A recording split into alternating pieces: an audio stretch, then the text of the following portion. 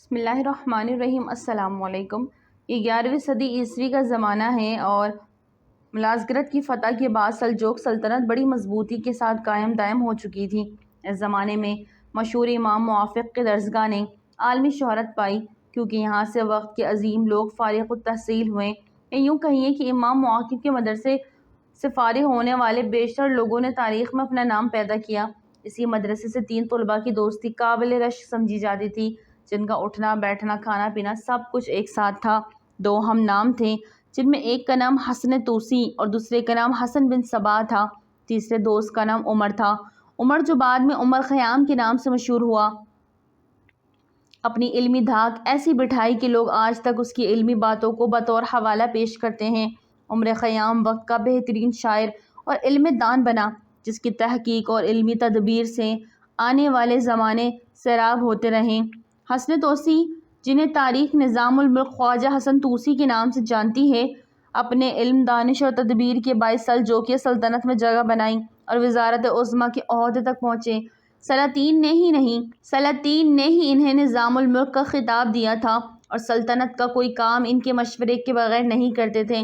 ان کا بنایا ہوا مدرسہ نظامیہ آج تک اپنی تاریخی حیثیت کے ساتھ موجود ہے، جس نے ایک زمانے کی علمی تشنگی کو سیراب کیا۔ تیسرا کردار حسن بن صباح ہے، جس نے نہ صرف تاریخ میں جگہ بنائی بلکہ اپنے ذہنی اور ابلیسی کمالات کی ایسی داستان رقم کی کہ آنے والی نسلیں بھی اس کا نام سن کر کانپتی رہی۔ وہ کردار جو اپنے چند ساتھیوں کے ساتھ تھا، مگر وقت کے بادشاہ بھی اس پر ہاتھ ڈالنے سے ڈرتے تھے، اور جو حکمران اس کے خلاف کارروائی کی کوشش بھی کرتا، اسے بے دردی سے قتل کر دیا جاتا تھا۔ حسن بن صباح کی پوری تاریخ تو پڑھنے سے تعلق رکھتی ہے، مگر میں آپ کو یہاں چیدہ واقعات کے ذریعے اس کی حقیقت بتانے کی کوشش کرتی ہوں۔ حسن بن صباح شروع میں اسماعیلی فرقے سے تعلق رکھتا تھا اور ایک زمانے تک اپنے آپ کو سنی ظاہر کرتا رہا، مگر بعد میں اس نے اپنے ہی نئے فرقے کی بنیاد رکھ دی اور خود کو خدا کا ایلچی اور امام بنا کر مذہب اسلام کی بیخ کرنے لگا۔ اس نے تاعمر اپنے آپ کو اہل اسلام ظاہر کیا اور اپنے پیروکار کو گمراہ کرتا رہا۔ عمل تنویم، ہپنوٹائزم کے باقاعدہ استعمال سب سے پہلے حسن بن صباح نے ہی کیا۔ اس سے پہلے یہ علم ایک نامعلوم حیثیت سے موجود تھا۔ اس نے مشہور قلعہ الموت میں اپنی حکومت قائم کی اور یہی مشہور اور بدنام زمانہ جنت تعمیر کی گئی، جہاں حسن بن صباح نے 35 برس تک حکمرانی کی اور 90 سال کی عمر میں طبعی موت مرا، کیونکہ کسی کو اس کے قلعے کے قریب آنے کی جرأت بھی نہ ہوئی۔ حسن بن صباح کی کامیابی کی سب سے بڑی وجہ اس کے فدائین تھے، جو بعد میں حشیشین کے نام سے بھی مشہور ہوئے، کیونکہ وہ حشیش، ایک قسم کی بھنگ کا نشہ کرتے تھے۔ یہ فدائین تھے کیا؟ اس بات کا اندازہ آپ ان واقعات سے لگا سکتے ہیں۔ جب حسن بن صباح کا فتنہ بہت بڑھ چکا تھا، سلجوقی سلطنت ملک شاہ نے اس کے خلاف لشکر کشی کا فیصلہ کیا۔ لشکر کشی سے پہلے ایک قاصد کو یہ پیغام دے کر بھیجا گیا: حسن بن صباح خود کو سلطنت کے حوالے کر دے اور اپنی منفی سرگرمیاں ختم کر دے، ورنہ اس کے قلعے پر چڑھائی کر دی جائے گی۔ ایلچی نے یہ پیغام قلعہ الموت میں جا کر حسن بن صباح کو سنایا۔ میں کسی کی اطاعت قبول نہیں کرتا، حسن بن صباح نے کہا، اور نظام الملک سے کہنا: میں بچپن کی دوستی کے تحت تمہیں مشورہ دیتا ہوں کہ یہاں کا رخ مت کرنا، ورنہ تمہاری فوج کا انجام بہت برا ہوگا۔ ایلچی یہ پیغام لے کر جانے لگا تو حسن بن صباح نے اسے روک لیا: ٹھہرو، شاید تم میری باتوں کا یقین نہ کرو، میں تمہیں کچھ دکھانا چاہتا ہوں۔ اس کے بعد حسن بن صباح کے حکم سے کچھ فدائین قطار بنا کر وہاں کھڑے ہو گئے۔ اس نے ایک فدائی کو بلا کر خنجر پکڑایا اور کہا: اسے اپنے سینے میں اتار لو۔ اس فدائی نے بلند آواز میں نعرہ لگایا: یا شیخ الجبل، تیرے نام پر، اور خنجر اپنے دل میں اتار لیا۔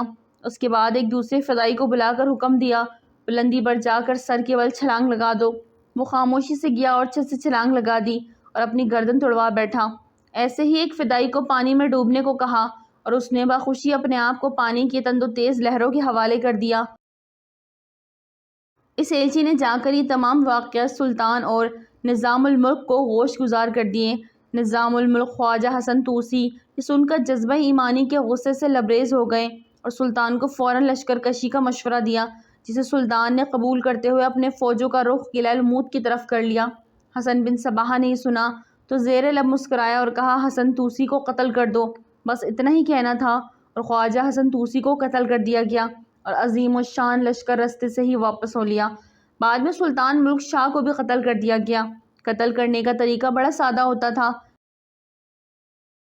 فدائی مطلوبہ شخصیت تک کسی بھی طریقے سے پہنچتا تھا اور اس کو قتل کر کے ایک بلند نعرہ لگاتا تھا، یا امام الجبل حسن بن صباح، تیرے نام پر تیری جنت سے اللہ کی جنت میں جا رہا ہوں، اور اپنے دل میں خنجر اتار لیتا تھا۔ ایسے ہی حسن بن صباح نے اعلیٰ شخصیات اور وقت کے بہترین علماء کرام کو قتل کروایا، حتیٰ کہ اپنے آخری دور میں یہ فدائی باقاعدہ کرائے کے قتل بن گئے، اور عیسائیوں کے کہنے پر انہوں نے سلطان صلاح الدین ایوبی پر بھی 3 قاتلانہ حملہ کیے، مگر ایوبی سلامت رہے۔ فدائین کھلے عام دن دہاڑے لوگوں کے سامنے اپنی وارداتیں انجام دیتے تھے۔